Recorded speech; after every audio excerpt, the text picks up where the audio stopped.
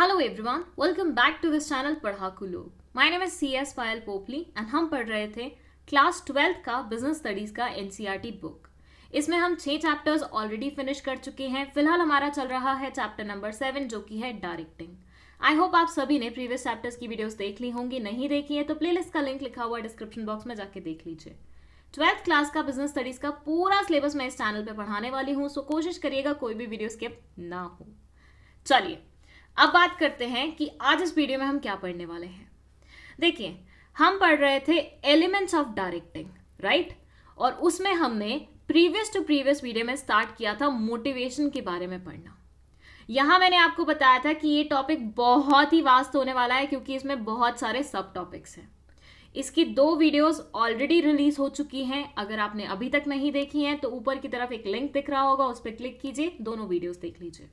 अब बात करते हैं कि आज की लास्ट वीडियो इस टॉपिक की कौन से सब टॉपिक को कवर करेगी।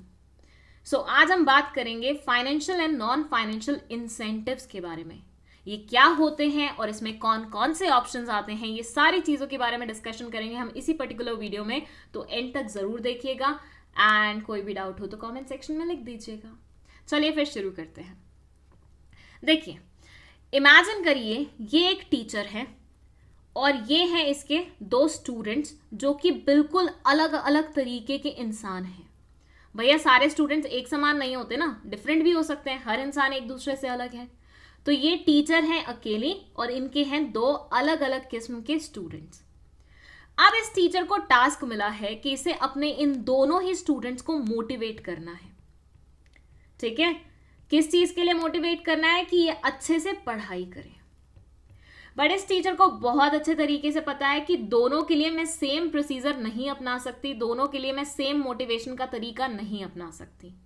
भाई टीचर है, इतने टाइम में समझ ही गई हो कि किस बच्चे पे क्या चीज वर्क करती है। और ये तो मैंने आपको बहुत पहले ही बता दिया था कि हर एक इंसान को मोटिवेट करने का तरीका अलग हो सकता है। ये तो मोटिवेशन के फीचर्स में भी बताया गया जब बोलते हैं कि motivation is a complex process. अलग अलग लोगों के लिए अलग अलग मोटिवेशनल टेक्निक्स इस्तेमाल होती हैं, इसलिए उसे कॉम्प्लेक्स प्रोसेस बोला जाता है। राइट? पढ़ा था ना ये हमने। तो यहां इस टीचर को ये बात समझ में आई, ये वाला जो बच्चा है ना, इसको लालच दिया जा सकता है चॉकलेट्स का। ये चॉकलेट से बहुत जल्दी मोटिवेट होगा। अगर मैं इसे बोलूंगी कि तुमने अच्छे मार्क्स लाए, मतलब 90+ मार्क्स लाए, तो मैं तुम्हें एक बड़ी वाली चॉकलेट दूंगी, तो आई एम प्रीटी श्योर ये स्टूडेंट मोटिवेट हो जाएगा और अच्छे से पढ़ाई करेगा, 90% से ज्यादा मार्क्स लाने की कोशिश करेगा। वहीं पे इसे समझ में आया कि ये जो स्टूडेंट है ना, इसे ज्यादा रिकग्निशन चाहिए होती है। इसे लोगों के सामने थोड़ी सी अप्रिसिएशन मिल जाए, तालियां बज जाए इसके लिए, लोग 2-4 अच्छे वर्ड्स बोल दें इसके लिए, तारीफ कर दें, इसे ये चीज ज्यादा पसंद आती है। तो इस टीचर ने इसको बोला कि अगर तुम 90% से अबव लाए ना, मैं पूरे स्कूल के सामने असेंबली के टाइम पे तुम्हारे लिए तालियां बजवाऊंगी। ये बच्चा भी मोटिवेट हो गया कि भैया बहुत बढ़िया बात है, हाँ 90% लाऊंगा अब तो मैं। तो यहां देखा आपने कि कैसे एक सिंगल टीचर ने 2 अलग अलग किस्म के स्टूडेंट्स को अलग अलग तरीकों से मोटिवेट किया। बिल्कुल वैसा ही होता है किसी भी ऑर्गेनाइजेशन में भी। ऑर्गेनाइजेशन में भी मैनेजर्स को अलग अलग एम्प्लॉयज के साथ डील करना पड़ता है और हर एक एम्प्लॉय को मोटिवेट करने के लिए अलग तरीका अपनाया जाता है according to the employee's nature, मतलब उसको क्या पसंद है। राइट? अब मैनेजर के पास 2 अलग अलग किस्म के जो इंसेंटिव्स होते हैं किसी को भी मोटिवेट करने के लिए, वो होते हैं, one is financial incentive, other one is non financial incentive. Financial incentive जैसे कि नाम से ही समझ में आ रहा है, पैसे से रिलेटेड चीज होगी। यहाँ पे कुछ ना कुछ आपको ऐसा मिलेगा जो पैसे में होगा।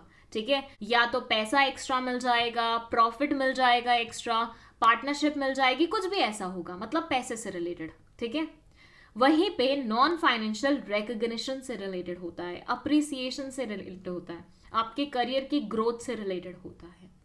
ठीक है, जैसे हमने ऊपर वाला एग्जाम्पल लिया था, तो फाइनेंशियल में हम चॉकलेट वाला एग्जाम्पल ले सकते हैं और नॉन फाइनेंशियल में हम ताली वाला एग्जाम्पल ले सकते हैं। ठीक है, चलो अब यहां पे पढ़ लेते हैं कि फाइनेंशियल इंसेंटिव्स के बारे में क्या बोलते हैं।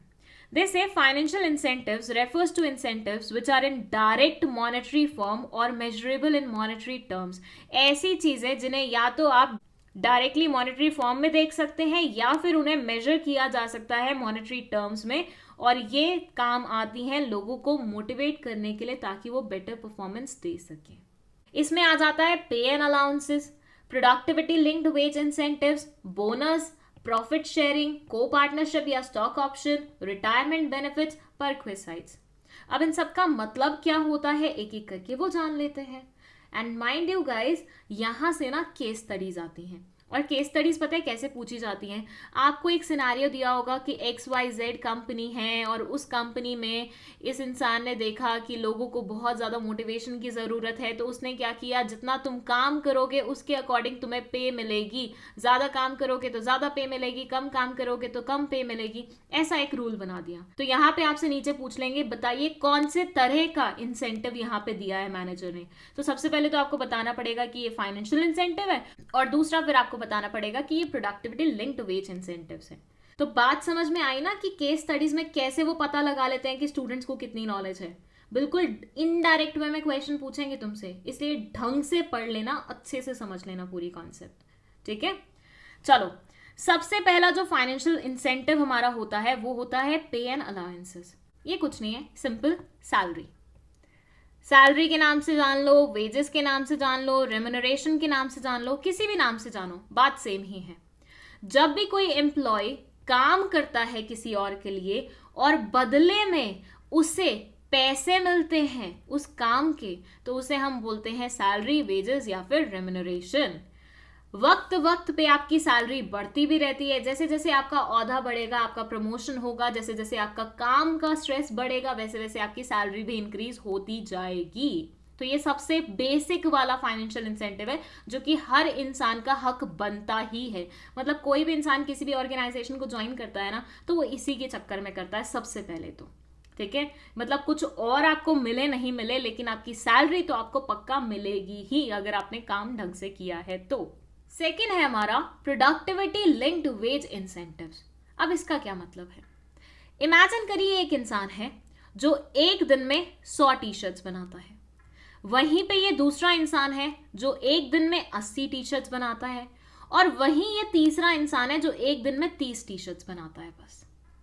लेकिन चीज ये है कि ये तीनों के तीनों ही सुबह 10 बजे आते हैं और शाम को 6 बजे घर जाते हैं।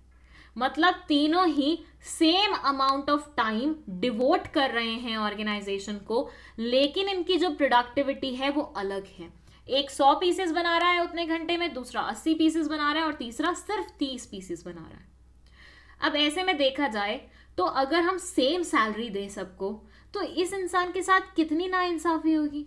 मतलब एक इंसान जो 30 टी-शर्ट्स बना रहा है वो भी 10,000 रुपए लेके जा रहा है, जो 80 बना रहा है वो भी 10,000 रुपए लेके जा रहा है, और ये बेचारा 100 टी-शर्ट्स बना रहा है बट स्टिल इसको 10,000 ही मिल रहे हैं। बेचारा ये तो मारा जाएगा, या फिर आफ्टर अ सर्टेन टाइम ये भी 30 पे ही आ जाएगा। ये वाला भी सोचेगा यार 30 टी-शर्ट ही बना लेते हैं, क्या ही मतलब है इतने ज्यादा टी-शर्ट्स बनाने का। तो ऐसे सिनेरियोज में ना प्रोडक्टिविटी लिंक्ड वेज इंसेंटिव्स पे किए जाते हैं। ऑर्गेनाइजेशन बोलती है कि भैया एक काम करो, तुम जितना काम करके जाओगे ना उतने पैसे लेते जाना।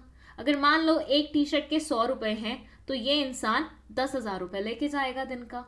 वहीं पे ये दूसरा इंसान अगर सिर्फ 80 टी-शर्ट्स बनाता है तो ये सिर्फ 8,000 रुपए लेके जाएगा। वहीं ये तीसरा इंसान अगर 30 टी-शर्ट्स बनाता है 3,000 लेके जाएगा। तो यहाँ पे हर इंसान को सिर्फ उतना ही पैसा मिला जितना उसने काम किया था। प्रोडक्टिविटी लिंक्ड वेज इंसेंटिव का यही मतलब होता है, जिसकी जितनी प्रोडक्टिविटी उसको उतना ही वेज मिलेगा, उसके ऊपर कुछ नहीं मिलेगा। ये बहुत ही अच्छा तरीका होता है ऐसी ऑर्गेनाइजेशन में जहां पे पीसेस में काम होता है, जहां पे लेबर अलग अलग किस्म की प्रोडक्टिविटी शो करती है। तीसरा जो है हमारा वो है बोनस। सैलरी के ऊपर कुछ भी एक्स्ट्रा मिला तो मतलब समझ लो तुम्हें मिल गया है बोनस। ये बोनस तुम्हें कभी भी मिल सकता है, होली आने वाली हो, दिवाली आने वाली हो, या कोई और मेजर बड़ा फेस्टिवल आने वाला हो, तो सैलरी के ऊपर तुमने जो भी कमाया वो तुम्हारा बोनस कहलाया जाएगा। As simple as that. आपने माइट भी सुना होगा बहुत बार न्यूज में कि गुजरात में यूजुअली ऐसा होता है, सूरत में, कि दिवाली के टाइम पे लोगों को बहुत एक्स्ट्रा पैसे मिल जाते हैं। 10,000 रुपए, 20,000 रुपए, 1 लाख, 2 लाख। इस मर्चेंट ने इतना दिया अपने एम्प्लॉयज को, इस मर्चेंट ने इतना दिया। वो क्या होता है, वो ये बोनस ही होता है। ठीक है, समझे? चलो नेक्स्ट है आपका प्रॉफिट शेयरिंग। अब ये क्या है? मान लीजिए एक ऑर्गेनाइजेशन है जिसको इस बार मुनाफा हुआ है 50,000 रुपए का, ठीक है। इस ऑर्गेनाइजेशन को कितना मुनाफा हुआ है, कितना प्रॉफिट हुआ है? 50,000 रुपए का। अब ऑर्गेनाइजेशन ने सोचा कि ये प्रॉफिट हमें किसकी वजह से हुआ है? ऑब्वियसली एम्प्लॉयज की वजह से हुआ है, राइट?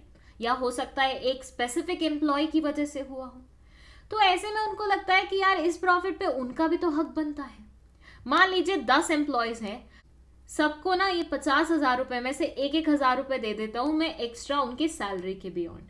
मतलब सैलरी के अलग मिल रहा है ये आपको, और कहां से मिल रहा है? उस प्रॉफिट में से मिल रहा है जो ऑर्गेनाइजेशन ने कमाया है अपने लिए। बट क्योंकि वो आपकी मेहनत की वजह से कमाया तो ऑर्गेनाइजेशन उसे आपके साथ शेयर करना चाह रहे हैं। समझे? प्रॉफिट शेयरिंग कुछ नहीं है, ऑर्गेनाइजेशन जितना प्रॉफिट कमाती है अगर वो अपने एम्प्लॉयज के साथ शेयर करने लगती है, अपने एम्प्लॉयज में उस प्रॉफिट को बांटने लगती है, तो उसे प्रॉफिट शेयरिंग का नाम दिया जाता है। इससे क्या होता है ना, एम्प्लॉयज को लगता है कि यार ये ऑर्गेनाइजेशन कितनी अच्छी है, कितनी प्यारी है, मतलब हमें अपना प्रॉफिट दे रही है, वाह ये तो इनका हक बनता था कायदे से देखा जाए, हमें तो सैलरी मिल ही रही थी ना। तो यहां से एम्प्लॉयज और ज्यादा मोटिवेट हो जाते हैं, उनको लगता है नहीं यार इस ऑर्गेनाइजेशन को तो अपना तन मन लगा के सब कुछ दे देंगे, ऐसे मानिए।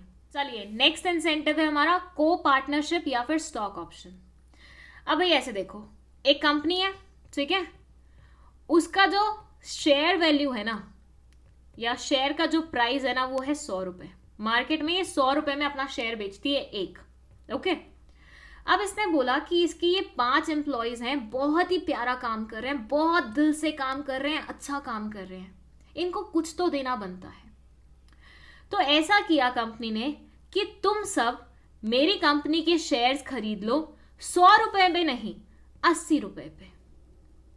क्या समझे? कंपनी की शेयर की वैल्यू थी कितनी? 100 रुपए। 100 रुपए में वो कंपनी हर किसी को अपने शेयर्स बेच रही थी, बट जस्ट बिकॉज ये एम्प्लॉयज बहुत अच्छे से काम कर रहे थे और कंपनी इनके लिए कुछ करना चाहती थी, तो इनको ऑप्शन दे दिया कि तुम एक काम करो, 80 रुपए में ये शेयर्स खरीद लो। लोग 20 रुपए एक्स्ट्रा पे करते हैं इस पर्टिकुलर शेयर को खरीदने के लिए, लेकिन मैं तुम्हें 80 में बेच रहा हूं। एक तो एम्प्लॉयज को लगेगा यार सस्ते दाम पे शेयर्स मिल रहे हैं, खरीद लो फटाफट, क्योंकि शेयर्स के साथ क्या आती है? ऑनरशिप आती है। लोगों को लगेगा अरे यार हम इस कंपनी के मालिक बन रहे हैं, वाह, मतलब अभी तक तो हम इस कंपनी के एम्प्लॉयज थे, ये तो बहुत ही बेहतरीन होगा। हम कल से अपने घर वालों को बोलेंगे कि अब मैं अपनी कंपनी चलाने जा रहा हूँ, अपनी कंपनी में काम करने जा रहा हूँ। तो एक फीलिंग होती है ना कि कंपनी के साथ किस तरह से एसोसिएट हो गए हो तुम, वो वाली फीलिंग आ जाएगी इनके अंदर, और अंदर से वो एक कंटेंटमेंट वाली फीलिंग तो इनके अंदर आएगी कि भैया वाह ये कंपनी हमारे बारे में इतना सोचती है, सीरियसली कितनी प्यारी है ये कंपनी। सो को पार्टनरशिप मतलब पार्टनरशिप में शेयरिंग देना, या फिर स्टॉक ऑप्शन का मतलब होता है शेयर्स को सस्ते दामों पे दे देना। और कुछ लोग तो इतने भावुक हो जाते हैं, इतने भावुक हो जाते हैं कि ये फ्री में ही दे देते हैं, मतलब 100 रुपए का 80 भी नहीं लेंगे, कुछ भी नहीं लेंगे, बोलेंगे तुम फ्री में रख लो, जाओ, कोई दिक्कत नहीं है। देन आता है हमारा रिटायरमेंट बेनिफिट्स। अब भाई देखो, बहुत सारे लोगों को ना एक चीज की जो टेंशन खाई जाती है ना काम करते करते, वो ये होती है कि भाई रिटायरमेंट के बाद क्या होगा। अभी तो हर महीने हम कमा लेते हैं, अभी तो हर महीने हम खा लेते हैं, हमारा घर चल जाता है, लेकिन एक बार अगर हम जॉब से रिटायर हो गए, उसके बाद कैसे कमाएंगे हम, कैसे खाएंगे, हमारा घर कैसे चलेगा। तो ये रिटायरमेंट बेनिफिट्स देके ना, ये रिटायरमेंट की जो टेंशन होती है ना, ऑर्गेनाइजेशन कम कर देती है।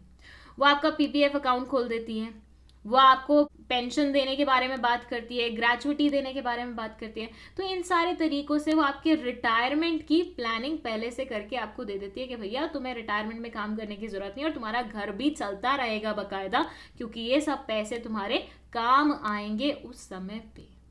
अगर आपको पीपीएफ और ये पेंशन ग्रेचुइटी वगैरह नहीं पता है तो let me know in the comment section, मैं इसके लिए अलग से एक वीडियो बना दूंगी, क्योंकि ये भी इंपॉर्टेंट चीज़ है। मतलब अब तुम ऑब्वियसली 11th-12th क्लास में हो, तो थोड़ी बहुत आगे चल के सेविंग्स करना शुरू करोगे, तो तुम्हें पता होना चाहिए कहाँ कहाँ तुम अपना पैसा रख सकते हो, ठीक है। चलो लास्ट है इसमें परक्विसाइट्स। अब भाई कई कंपनीज क्या होती है ना, वो बहुत ही ज्यादा भावुक हो जाती हैं, बहुत ही ज्यादा। उनको लगता है हमारे एम्प्लॉयज इतने बढ़िया तरीके से काम कर रहे हैं, इनके लिए कुछ तो करते हैं बदले में।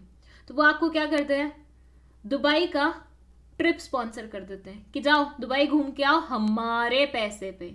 मतलब जाओगे तुम लेकिन पैसे हमारे लगेंगे। या फिर वो तुम्हें बोलते हैं कि जिस घर में तुम रह रहे हो उसका रेंट हम पे कर देंगे, तुम्हारे बच्चों की ट्यूशन फीस हम पे कर देंगे क्योंकि तुम इतना अच्छा काम कर रहे हो हमारी ऑर्गेनाइजेशन में। ऐसा कोई भी बेनिफिट अगर कंपनी आपको देती है तो वो परक्विसाइट्स में आ जाता है। इसमें आ जाते हैं car allowance, housing, medical aid, education children की, कुछ भी ऐसा। अच्छा, सबसे ज्यादा परक्विसाइट्स पता है किसको मिलते हैं? बैंक वाले एम्प्लॉयज को। बैंक वालों को सारी चीजें मिलती हैं, फर्नीचर तक के लिए पैसे एक्स्ट्रा मिलते हैं, सोच के देखो। और घूमने का तो अलग, हर 3 साल में। तो यस, ये फाइनेंशियल इंसेंटिव दिया जाता है ताकि बैंक वाले एम्प्लॉयज ढंग से काम करें, मोटिवेट होके काम कर सकें। अल्टीमेटली याद रखना, सारे फाइनेंशियल इंसेंटिव्स इसी पर्पज से दिए जाते हैं ताकि इंसान मोटिवेटेड रहे और अपने काम से बोर नहीं हो। उसको लगे कि भैया अगर मैं काम कर रहा हूँ अपनी जवानी की या अपने जीवन के इतने क्रूशियल ईयर्स इस पर्टिकुलर कंपनी ऑर्गेनाइजेशन को दे रहा हूँ तो बदले में मुझे भी कुछ मिल रहा है। इट्स नॉट लाइक मैं बस दे रहा हूँ, मुझे भी बदले में बहुत कुछ मिल रहा है। ठीक है, चलो now let's talk about non-financial incentives. Non-financial incentives में ये बोलते हैं it mainly focuses on psychological, social and emotional needs. ये पैसे के बारे में बात नहीं करती, ये psychological, social और emotional needs के बारे में बात करती है। इसमें जो आते हैं incentives वो होता है status, organizational climate, career advancement opportunity, job enrichment, employee recognition programs, job security, employee participation, employee empowerment. चलिए स्टार्ट करेंगे हम स्टेटस से। भाई देखो, किसी भी इंसान को औहदा बहुत पसंद होता है। औहदा समझते हैं ना, जिस चेयर पे आप बैठते हैं उस चीज के बारे में बात हो रही है, जिस पोजीशन को आप होल्ड करते हैं उसके बारे में बात हो रही है। अगर कोई इंसान अच्छे से काम कर रहा है या आप चाहते हैं वो इंसान और बढ़िया तरीके से काम करें, उसका औहदा बढ़ा दीजिए, उसको फील करवाइए कि उसकी इस ऑर्गेनाइजेशन में बहुत ज़्यादा ज़रूरत है, वो रैंकिंग में कहीं आता है, इस ऑर्गेनाइजेशन में उसके बिना चीज़ें नहीं चलेंगी। मतलब ऐसा नहीं करना बिल्कुल भावुक होकर सब कुछ दे देना, उसके नाम कर देना, नहीं, हल्का फुल्का, ताकि वो बहुत ज़्यादा इगोइस्टिक भी ना हो, बट उसको फील करा देना है कि भैया देखो तुम्हारी वैल्यू है इस ऑर्गेनाइजेशन में। भी किसी इंसान को ऐसा फील होता है ना किसी ऑर्गेनाइजेशन में उनकी वैल्यू है, वो उस ऑर्गेनाइजेशन को ना कभी छोड़ के जाते हैं, प्लस मोटिवेटेड होकर हमेशा काम भी करते रहते हैं। नेक्स्ट है हमारा ऑर्गेनाइजेशनल क्लाइमेट।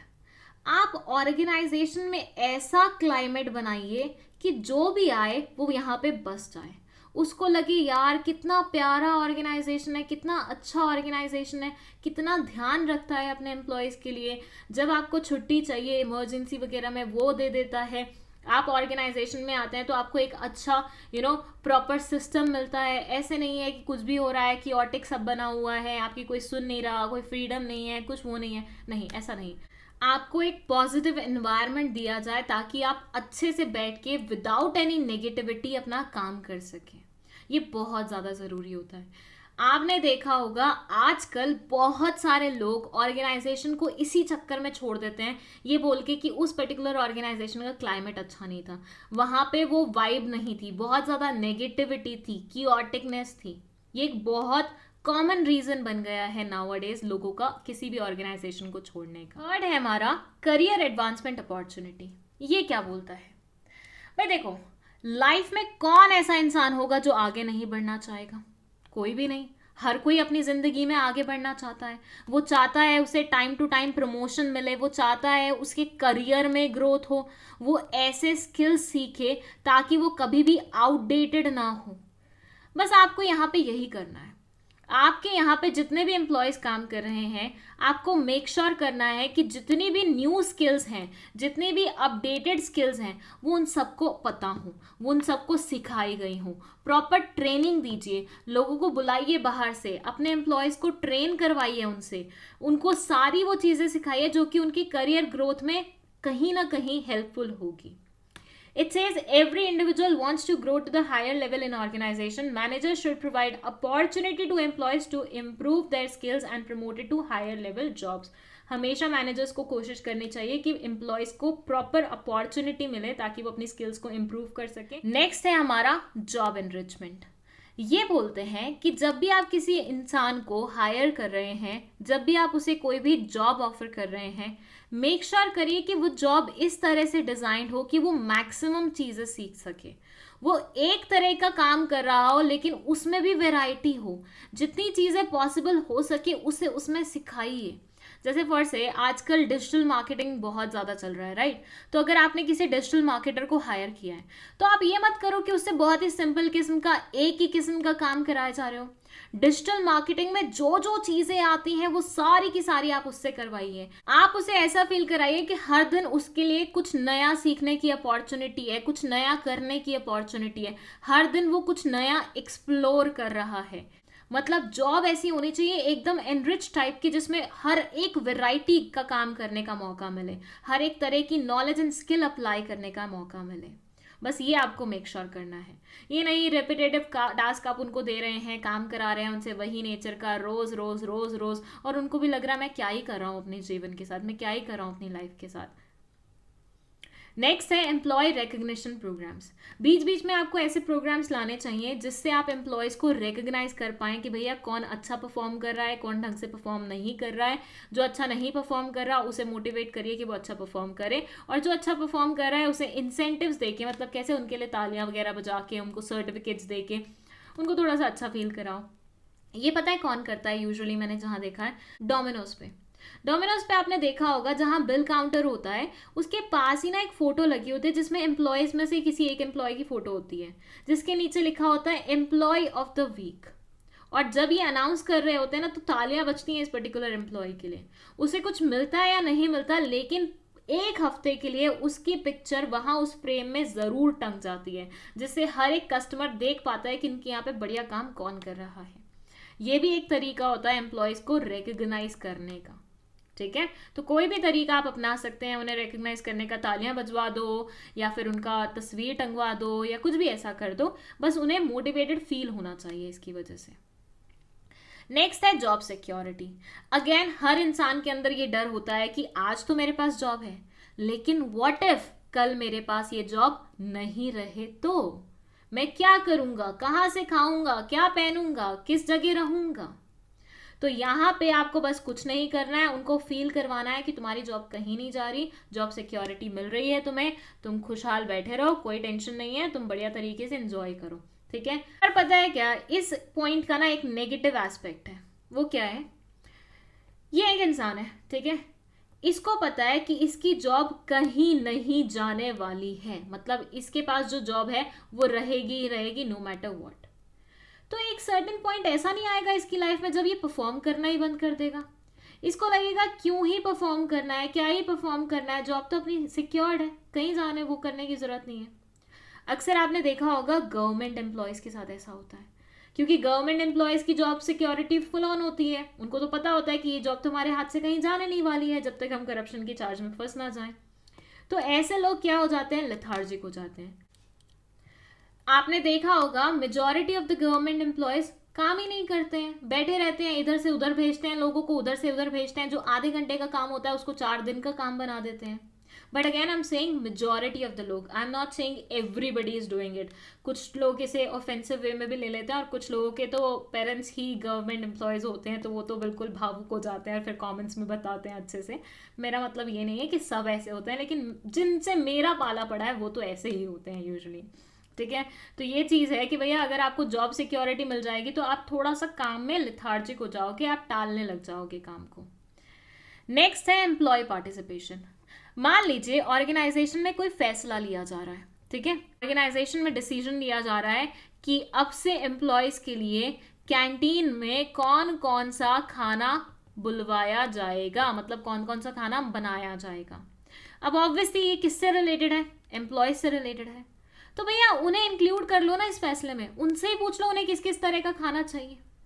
समझ रहे हो, यहाँ पे ऐसे डिसीजंस जो कि एम्प्लॉयज से रिलेटेड होते हैं, ऐसे इश्यूज जो कि लोगों से रिलेटेड होते हैं, क्यों ना लोगों को ही उसमें पार्टिसिपेट करवा लिया जाए कि भैया तुम ही पार्टिसिपेट करो, तुम ही बताओ कि तुम्हें क्या चाहिए। पता है इससे होगा क्या, इससे ये होगा कि जब डिसीजन इंप्लीमेंट किया जाएगा ना तो एम्प्लॉयज ना नखोर नहीं करेंगे, क्योंकि उन्होंने तो पार्टिसिपेट किया था ना उस डिसीजन में, तो ये खुली बाहों से उस डिसीजन को एक्सेप्ट करेंगे, बोलेंगे हाँ हाँ ठीक है, जो भी तुम बनवा रहे हो खाने में हमें बुला लो। अब ये बहुत ही बेसिक सा एग्जाम्पल दिया मैंने कैंटीन का, लेकिन इसमें कुछ भी ऐसा इशू हो सकता है जो कि एम्प्लॉयज से रिलेटेड हो। नेक्स्ट है एम्प्लॉय एम्पावरमेंट। अल्टीमेटली आपको एम्प्लॉयज को हमेशा एम्प्लॉय बना के नहीं रखना है। इसका क्या मतलब है? आपको हर एक इंसान को इस तरह से ट्रेन करना है अपनी ऑर्गेनाइजेशन में कि कल अगर वो चाहे तो बॉस भी बन सकता है। उसको थोड़ा सा लिबरेटेड फील होना चाहिए, उसको लगना चाहिए कि अरे ये डिसीजन मैंने लिया है तो ये सही होगा तो भी मेरे ऊपर ही आएगा, इसका कॉन्सिक्वेंस बुरा होगा तो भी मेरे ऊपर ही आएगा। यहाँ से उसके अंदर ना वो बॉस वाली फीलिंग आएगी, जहाँ से वो अगर कल चाहे तो खुद का ऑर्गेनाइजेशन भी खोल सकता है। तो आपको हमेशा मेक श्योर करना है कि एम्प्लॉयज सिर्फ लाइफ टाइम एम्प्लॉयज बन के ना रह जाएं। आपको एम्प्लॉय कल्चर को नहीं वो करना है प्रमोट, आपको चाहिए कि लोग एंटरप्रेन्योर्स बने। इसी से मुझे याद आया कि 12th क्लास का एंटरप्रेन्योरशिप का सिलेबस मैं बहुत ही जल्दी शुरू करने वाली हूँ चैनल पे। अगर कुछ लोगों की और स्पेसिफिक डिमांड हो इससे रिलेटेड तो let me know in the comment section. चलो इस वीडियो में बस इतना ही। सारे फाइनेंशियल नॉन फाइनेंशियल इंसेंटिव्स हमने कवर कर लिए हैं। कोई भी डाउट है कमेंट सेक्शन में आप पूछ सकते हैं। नोट्स चाहिए 12th क्लास के लिए तो उसकी इंक्वायरी आप कर सकते हैं व्हाट्सएप वाले नंबर पे एंड नोट्स पेड रहेंगे। वीडियो पसंद आई है तो लाइक का बटन दबा दीजिए, इसे अपने दोस्तों के साथ शेयर कर लीजिए और चैनल को भी सब्सक्राइब करते हुए जाइएगा। Thank you so much for watching this video.